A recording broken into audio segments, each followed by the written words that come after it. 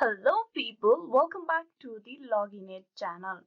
Today in this episode I will be showing you how you can change Bing search to Google. If you want to change it to Google, first of all you need to click on the three horizontal lines on top of the right side of your screen. Click on it.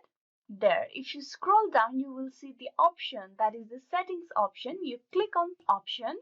Now you can see the menu section where you can make changes for your web browser.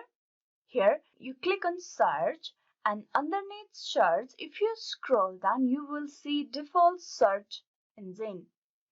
This is your default search engine in the address bar and search bar. You can switch it at any time. You click on the drop down menu and you can choose the options that you want to be your search engine. I'm gonna choose Google. Right after you choose Google, the settings will be updated automatically.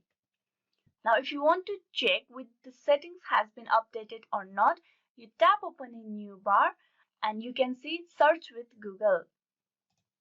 The update has been made and now Google is your default search engine for the web browser. I am showing this process in Mozilla Firefox, but the process for changing Bing search to Google is as similar as this on Google Chrome or any other web browser.